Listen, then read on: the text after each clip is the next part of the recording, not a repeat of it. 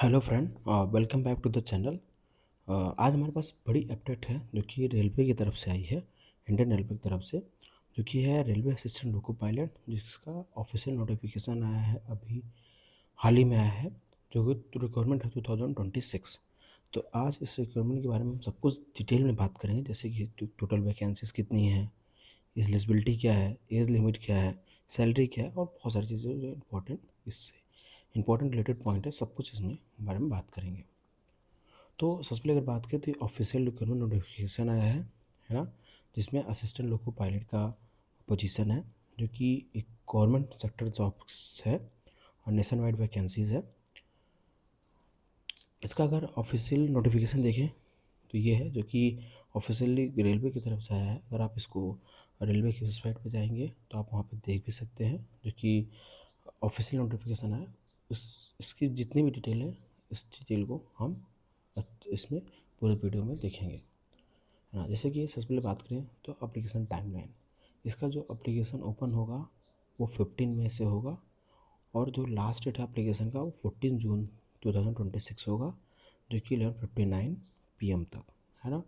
और आप इसको कहाँ से भर सकते हो? ऑफिशियली आप इसको मोड ऑफ एप्लीकेशन क्या होगा? ऑनलाइन होगा, सिर्फ ऑनलाइन होगा, कोई ऑफलाइन नहीं होगा, क्योंकि यहाँ पे आप ऑफिशियल वेबसाइट देख सकते हैं, जहाँ पे आप अभी इसका नोटिफिकेशन जाके देख सकते हैं। और इसका जब एप्लीकेशन फॉर्म ओपन होगा आप इसमें अप्लाई कर सकते हैं।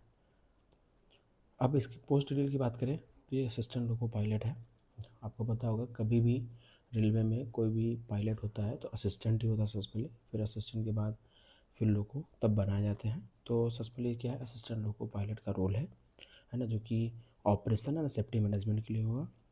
इसका जो पे लेवल होगा 7th सेंट्रल पे कमीशन होगा, और जो अभी इसका बेसिक पे है वो 19,900 पर मंथ है ना। Assistant loco pilot work along experience loco pilot to ensure safe and efficient run operation. मतलब कि जो आपका काम रहेगा वो आप एक एक्सपीरियंस लोको पायलट के साथ आप एज असिस्टेंट के तौर पे वर्क करोगे। The role required technical knowledge, quick decision making abilities and unwavering committees to safety protocols, है ना। सो ये आपका रोल रहेगा। फिर टोटल वैकेंसीज़ की बात करें तो इसमें टोटल वैकेंसीज जो आया है वो 11,127 है, मीन्स 10,000 प्लस रिक्वायरमेंट है, जो कि ऑल ओवर कई कई जोन से आए हैं। Post office across multiple railway requirement board in India. This vacancy represent one of the largest requirement drive और technical position in Indian railway, offering employment opportunity across various zones and region throughout the country, है ना। अगर बात करें तो as eligibility की, तो आपका मिनिमम एज 18 होना चाहिए और आप 30 ईयर्स से ज़्यादा नहीं होना चाहिए अगर आप जनरल हो। अगर आप ओबीसी हो, S C S T as जैसे कि एस सी एस टी को 5 साल का रिलैक्सेशन और ओबीसी का 3 साल का, ऐसे ही जिस तरीके से होता है वो आपका रिजर्वेशन होगा। बाकी अगर आप जनरल कैटेगरी से हो, आपका कोई कैटेगरी नहीं है, ईडब्ल्यूएस भी नहीं है, तो आप 30 एज तक अप्लाई कर सकते हो, इससे ज़्यादा नहीं अलाउ है। एजुकेशन क्वालिफिकेशन की बात करें तो आपको 10 प्लस ए प्लस आई, या आप डिप्लोमा इन इंजीनियरिंग किए हो आई के अलावा, या तो आप 10th आई किए हो, या तो डिप्लोमा इंजीनियरिंग, या आप टेक्निकल क्वालिफिकेशन मतलब आप इंजीनियरिंग की हो किसी चीज़ में। Important, candidate must also meet medical fitness standard. इसमें जो एक इम्पॉर्टेंट चीज़ है कि कैंडिडेट मेडिकल फिटनेस जो होगा वो होना चाहिए, मतलब नॉर्मल जो एक होना चाहिए आई का, है ना। जो नॉर्मल से मेडिकल फिटनेस है for railway safety position, medical examination include vision, आप कितना अच्छा देख, मतलब जो विजन है, hearing, physical fitness and overall health assessment as per railway guideline. Critical pre application checklist क्या है?